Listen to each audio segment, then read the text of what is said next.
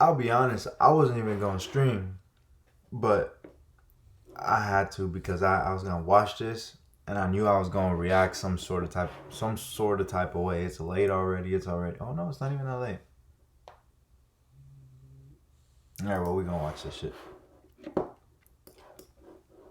So this is Mr. Sharp Tank himself interviewing Mike from Soft White Underbelly. Now, if y'all don't know, Mike is the reason Sharp is, I guess you can say, blown up. He kind of gave him his first little interview. Let's just watch this. Mark, guess what? What's that? We're talking? We're live. Good. This is a turn of fucking events.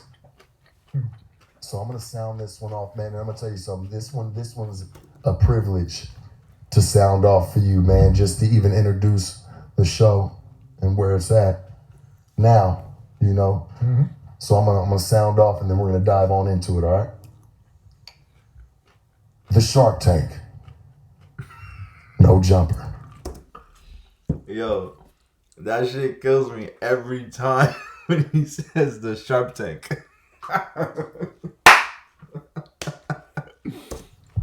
Sharpest, coolest podcast in the world.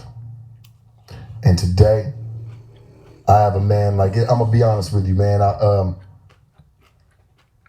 feel a little emotional about this one a little bit, you know, because where me and you started, like I said, you know, 16 minutes and 1 second really changed my life. I got Mark from Soft White Underbelly in the building today with me. How you doing, man? Good, Sharpie. How are you, babe? I'm doing good, man. I'm hanging it. What do you call him? You call him Charlie? Me. How you doing, man? Good, Sharpie. How are you, babe? Oh, Sharpie. I'm doing good, man. I'm hanging in there. How about yourself? I'm great. Yeah. So tell so you know, for the viewers that don't know you, because I'm sure there's a lot that do, can you please let some of the viewers know what Soft White Underbelly consists of and where it originated? It's I'm a photographer. I've been a photographer my whole life. Started out in advertising, but If y'all don't know, this is the guy who does all the interviews that are black and white covers. It's like the crackheads or the homeless people or the drug addicts or the gangbangers or the pimps, any of that. It's him. He's the one who runs that whole channel. along in my career, I was always, thank you, I was always doing side projects like personal work, which was usually, very often, it was like portraits of, like, you know, when I lived in Chicago, I'd photograph drunks that were living on the street. I thought that was fascinating. These guys lived a life that was like, I couldn't even imagine. So that's how I started doing that kind of stuff. And then I was doing advertising and going back and forth. I would keep going back to this underworld, this street kind of content. I was always fascinated with dark, interesting stuff like that. So that's where I started. And I did a book called Create Equal, which was published. The Sharp Tank. Hey, man, we're in the Sharp Tank. So, you know, we're going to go as deep as possible, as much. I wonder what type of conversation they having anyway, because this is so abnormal. This guy is a full-on pimp, and this guy is a full-on like production guy. This is crazy. Let's see what they talking about. This is the most replayed part. I'm not gonna sit through this whole 50-minute thing on stream.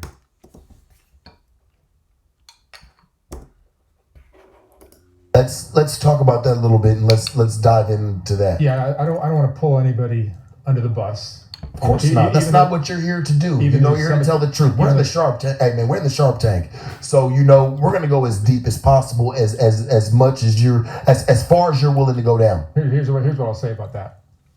Because I tend to do things in a way where I'm not. I take the high road. A lot of these hustlers that I interview tend to play things differently. So helping is not part of my channel. That's not what this channel, Software Underbelly, is all about. But I'm just a sucker / nice guy, whatever you want to call it. Adam would call me a sucker. Somebody else might call me a nice guy. He ain't gonna call you that. Whatever. No, whatever. But I'm helpful to a lot of these people. Some I've been more helpful to. And what people don't understand, like Azraya Exotic, got a lot of help. But the reason she got so much help, Azraya is this girl that he was helping, right? So like he did like 3 episodes with her. The first one, so she's a prostitute or something like that. The second one, she came on with her pimp, and the third one, she came on by herself. Point is, she was getting money from this guy, and he was just giving and giving and giving her money because he's thinking that he's helping her kids. The whole time, she's just giving it to the pimp. Horrible. Video just took off for whatever reason. She's a very pretty girl, right? And her story was interesting, but it wasn't more interesting than 95% of the other girls on Fig that I interviewed. But there's something about her video that just took off. She got 5 marriage proposals. She got like countless people saying, you can come live with me. You and your kids can come to Australia, Belgium, Canada, United States, all these different places. Come live with me. You can live with us for free. Trick. So she got all this outreach, people wanting to help her, people wanting to marry her, people wanting to donate money. So I have a GoFundMe, a general GoFundMe. I don't target it for one person. I'm doing it for the Whitaker family, but that one's separate. But generally, I have a GoFundMe that just collects money, and I tend to spread it out amongst all the people that I interview in different ways. But what was happening with Exotic is everybody was donating money and saying, I want this to go to Exotic. And how much did that generate for her personally? About $40,000, $50,000. Wow. For a young girl. And this bitch just fucked off $40,000, $50,000. Crazy. Off of a fucking GoFundMe. What the fuck? Her video got 10 million views. 10 million views. So that 10 million view video just made everybody and here's the part that's super interesting. So I've got over 1,000 videos on my channel. YouTube Analytics, the YouTube Studio, which is a great app that YouTube has. I have it. Yeah, it's great. Yeah. And they tell you everything you want to know about a video, including the ratio of likes to dislikes. And generally my videos, if it's a sex offender, it might get 93, 94%. If it's a drug addict, it'll get 95, 96%, 97. If it's a nice, sweeter story, maybe 98. Exotic's first video got 99.6%. Highest by a long shot of anything I've ever done. Crazy. It's crazy. It's crazy. That's the most interesting detail of this whole thing. And if you read the comments on that video before the third. Of what? Because I said this before to people because they didn't really understand. Hand up so that you can get your life together and take your life to another, elevate. You can go to another level. You can get a job. You can get your life stabilized. You can get your own apartment and do. That's crazy that's the first thing that comes up, and then next is Sharp. That's crazy. So this is the girl, right? All right. Adam and Sharp react to hookers gonna self out. This seems more fun. What if I? How do I get ad blocker, bro? Let's kick it off, man. We was just talking about the situation with the exotic chick off of Soft White Underbelly. Let's lay it out. So Exotic is a woman from Los Angeles, I believe. She was on Soft White Underbelly. She got a big ass tattoo with some roses on her face, just in case you're wondering exactly who we're talking about. Apparently there was a pimp's name under the roses at one point. Yeah. And our man Mark, it strikes me all the time when I see the stuff that he be getting into that he's a very different type of dude than me because he's got a heart of gold. He sent her all this money. Yeah. Well, like I said, it wasn't necessarily just him. There was a GoFundMe. There's a GoFundMe for Soft White Underbelly. Okay. Which it'll just go to just, help and support the channel, shit like that. But people got in there and was like, hey, make sure this girl Exotic gets the money.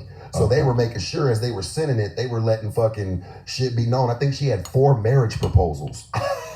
Like these guys fucking like really like hit Mark up and like typed all this shit out of why they would be great for her, you know, and like. But when I see a girl like that, it doesn't really strike me that she wants to be saved. Yeah.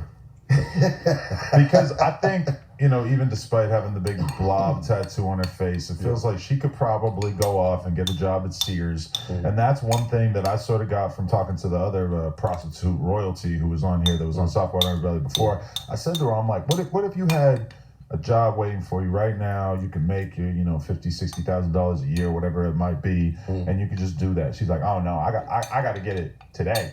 I got to get the money fast. Well, you know, people, you got to think about it, man. A lot of people, you know, they live, especially in cities, like big cities, man. You know, motherfuckers live fast life.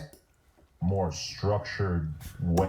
Yo, this little most replayed feature that YouTube added, elite. To go about doing it that doesn't necessarily end up with, you know, some girl's pimp fucking extorting you for $20,000 or whatever the situation may have been. Yeah, you know, man, I don't really, you know, I don't really want to get too deep about what he actually It's did. not about him. I'm just general life advice. Because what he did, yeah, just general life advice. But, you know, I really believe that he just got stuck in something that when you start, listen, man, how you start is how you finish. If that's how you started giving somebody money, that's pretty much how it's going to finish. I don't think he's had any more problems with that situation. I talked to him.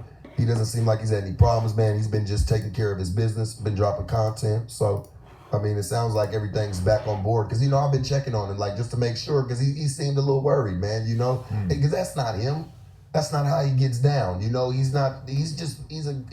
just capturing the moments. That man is badass behind the camera. You know what I'm saying? Like, as a cameraman, that dude is dope. And what he does, man, like, I salute him, man. I ain't got nothing. I can't even say nothing bad about Mark. No, I think he's doing his thing. And I'm not saying you are either, right, but like my concern just comes for his well-being too, because that situation didn't end up violent for him or anything. Yeah. But it's very easy for me to imagine a situation that would not go as smoothly and in which he could clearly be like a victim, just because when people realize that you maybe are willing to give so much. Yeah.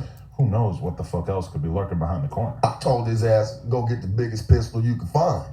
Who gives? Hey, man, shit, walk around. You ain't got no problems, man. You ain't got no F's or nothing on your report card. You straight. Go get yourself something. I said, man, defend yourself, Mark. Mark with the Desert Eagle? Defend your motherfucking self. I said, bruh, get out there. It's kind of hard for me to... I mean, I would like... He needs to go to the range. Let's go to the range, Mark. Let's see what he got. Yeah, bro. I told Mark, man, shit, defend yourself, man. Don't let nobody run up on you. You got a storefront to defend, man. You can't let nobody just come and play with you like that. And he understands, man. You know, he's just not like that. Mark is, there's just some people, man, that are overall just nice people. Right. You just can't really, they don't have that bad bone in their body. And that's when you get worried when you see somebody who's got a heart of gold and they're mixing and mingling with these motherfuckers. Yeah. I like how you label those. I'm just saying, that's an easy description. Mark seems like a good dude, man. He seems like he's a good man. He be helping a lot of people out. I'll give him that.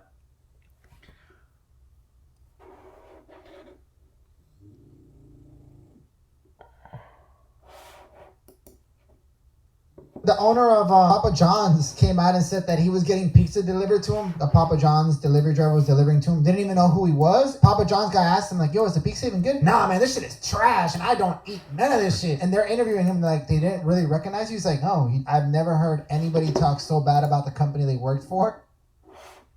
Gotta show love to my own shit.